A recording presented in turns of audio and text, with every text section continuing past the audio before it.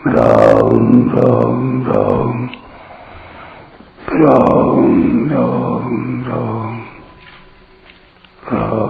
राम राम नारायण नारायण। संबंध।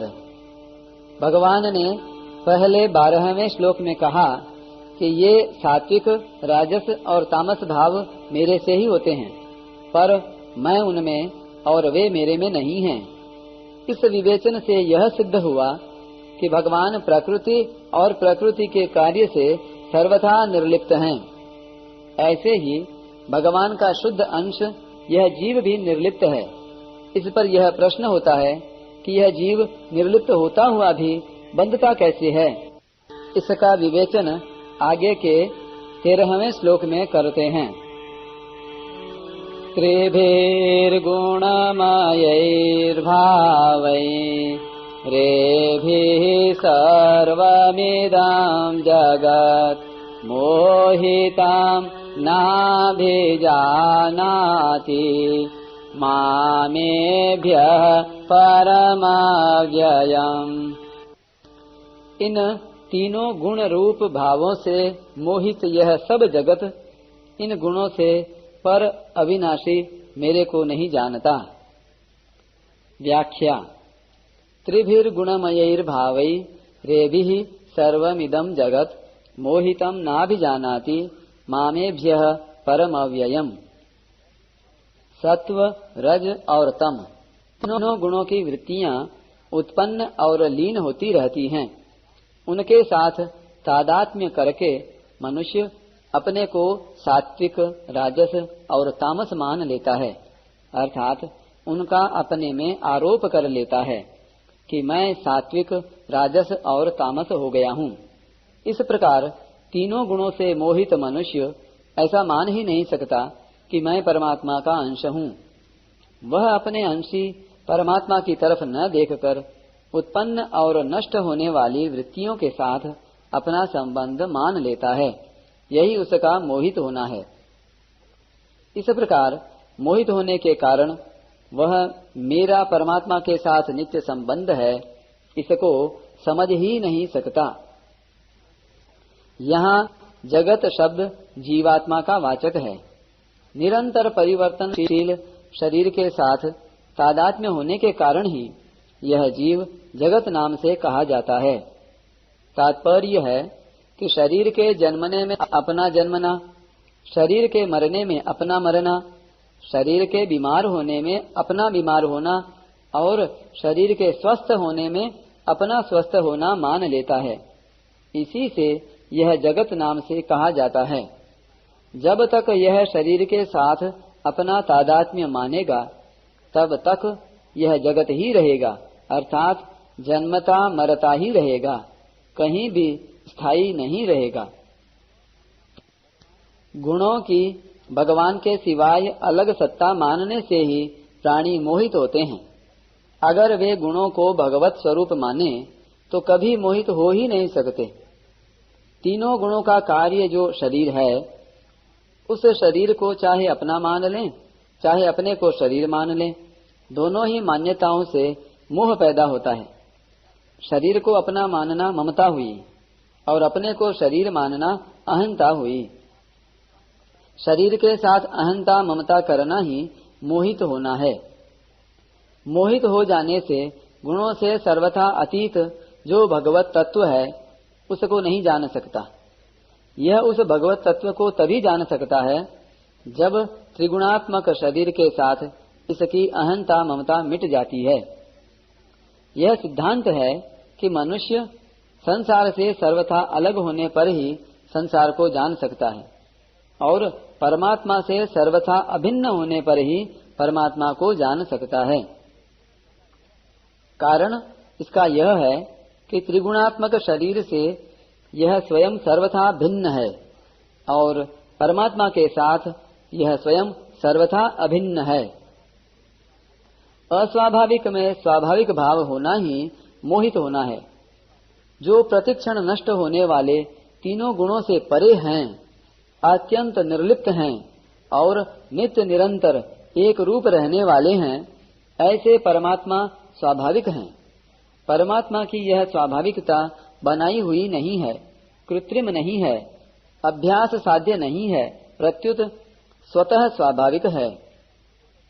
परंतु शरीर तथा संसार में अहंता ममता अर्थात मैं और मेरा भाव उत्पन्न हुआ है एवं नष्ट होने वाला है। यह केवल माना हुआ है, इसलिए यह अस्वाभाविक है। इस अस्वाभाविक को स्वाभाविक मान लेना ही मोहित होना है, जिसके कारण मनुष्य स्वाभाविकता को समझ नहीं सकता। जीव पहले परमात्मा से विमुख हुआ या पहले संसार के सम्मुख हुआ, यानी गुणों से मोहित हुआ। इसमें दार्शनिकों का मत यह है कि परमात्मा से विमुख होना और संसार से संबंध जोड़ना ये दोनों अनादि हैं, इनका आदि नहीं है। अतः इनमें पहले या पीछे की बात नहीं कही जा सकती। परंतु मनुष्य यदि मिली हुई स्वतंत्रता का दुरुपयोग न करे, उसे केवल भगवान में ही लगाना शुरू कर दे, तो यह संसार से ऊपर उठ जाता है, अर्थात इसका जन्म मरण मिट जाता है। इससे यह सिद्ध होता है कि यह मनुष्य प्रभु की दी हुई स्वतंत्रता का दुरुपयोग करके ही बंधन में पड़ा है। अपनी स्वतंत्रता का दुरुपयोग करके नष्ट होने वाले पदार्थों में उलझ जाने से यह परमात्म तत्व को जान नहीं सकता। परम अव्ययम पद से भगवान कहते हैं कि मैं इन गुणों से पर हूँ, अर्थात इन गुणों से सर्वथा रहित, असंबद्ध, निर्लिप्त हूँ। मैं न कभी किसी गुण से बंधा हुआ हूँ और न गुणों के परिवर्तन से मेरे में कोई परिवर्तन ही होता है। ऐसे मेरे वास्तविक स्वरूप को गुणों से मोहित प्राणी नहीं जान सकते। परिशिष्ट भाव। जो मनुष्य भगवान को न देखकर सात्विक, राजस और तामस भावों को ही देखता है, उनका भोग करता है, उनसे सुख लेता है, वह उन भावों से मोहित हो जाता है, अर्थात भगवान की दुरत्यय गुणमयी माया से बंध जाता है और फल स्वरूप बार बार जन्मता मरता है।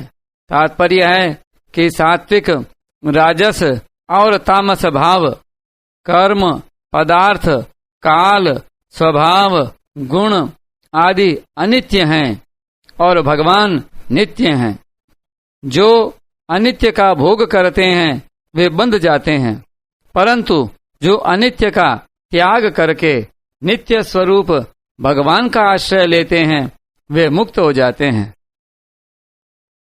इस श्लोक में जीवात्मा के लिए जगत शब्द आया है।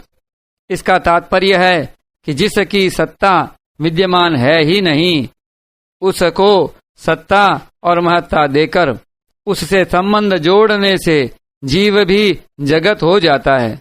चेतन भी चेतनता का दुरुपयोग करके जड़ हो जाता है। उत्कृष्ट परा प्रकृति भी निकृष्ट अपरा प्रकृति बन जाती है। जीव जगत के उत्पत्ति विनाश को अपना उत्पत्ति विनाश, जगत के लाभ हानि को अपना लाभ हानि मान लेता है। जैसे मनुष्य कामना के साथ अभिन्न होकर कामात्मानः अर्थात कामना रूप हो जाता है और भगवान के साथ अभिन्न होकर मनमयः अर्थात भगवद रूप हो जाता है, ऐसे ही जीव जगत के साथ अभिन्न होकर जगत रूप हो जाता है। फर्क यही है कि भगवद रूप से वह नित्य है, पर कामना रूप या जगत रूप से वह अनित्य है। जीव ने भगवान के सिवाय दूसरी सत्ता को माना, सत्ता मानकर उसको महत्व दिया, महत्व देकर उससे संबंध जोड़ा और संबंध जोड़कर अपनी स्वतंत्र सत्ता का अभाव कर लिया, इसलिए वह जगत बन गया। जो केवल जगत की सत्ता को मानता है वह अपनी सत्ता से विमुख होकर जगत हो जाता है। जो अवास्तविक है और जो केवल भगवान की सत्ता को मानता है वह अपनी स्वतंत्र सत्ता की मान्यता को मिटाकर भगवान हो जाता है। मम साधर्म्यम आगता है जो वास्तविक है। जीव को जगत कहने का तात्पर्य है कि उसका चेतनता की तरफ ख्याल ही नहीं रहा, प्रत्युत जड़ शरीर को ही मैं अपना स्वरूप और मेरा मानने लग गया। जीव स्वरूप से निर्गुण तथा अव्यय होने पर भी जगत हो जाने के कारण सात्विक राजस तामस गुणों से बंध जाता है। निबध्नन्ति महाबाहो देहे देहिनम अव्ययम। वास्तव में अलौकिक परमात्मा का अंश होने से जीव भी अलौकिक ही है, पर लौकिक जगत को पकड़ने से वह भी लौकिक हो जाता है। अहम से लेकर पृथ्वी तक सब अपरा प्रकृति है, अतः जैसे पृथ्वी जड़ है ऐसे ही अहम भी जड़ है। जब जीव अहम को दृढ़ता से पकड़कर अहंकार विमूढ़ात्मा हो जाता है, अर्थात अहम को अपना स्वरूप मान लेता है, तब उसका पतन होते होते वह भी जड़ जगत ही बन जाता है, अर्थात उसका चेतनपना लुप्त विस्मृत हो जाता है। उसको चेतनपने का अनुभव नहीं होता। जो गुणों में आसक्त नहीं होते उनके सामने जड़ता रहती ही नहीं, इसलिए उनको सब जगह भगवान ही भगवान दिखते हैं। वासुदेवः सर्वम। परंतु जो गुणों में आसक्त होते हैं उनको भगवान दिखते ही नहीं, प्रत्युत संसार ही संसार दिखता है। इसलिए वे भगवान को भी संसारी ही देखते हैं। वे गुणों से अतीत भगवान को भी गुणों से बंधे हुए देखते हैं।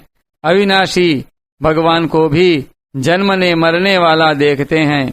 भक्त की दृष्टि तो भगवान को छोड़कर दूसरी तरफ नहीं जाती, पर गुणों में आसक्त संसारी लोगों की दृष्टि संसार को छोड़कर दूसरी तरफ नहीं जाती। इसलिए भक्त को आनंद ही आनंद प्राप्त होता है और संसारी मनुष्य को दुख ही दुख, दुखालयम।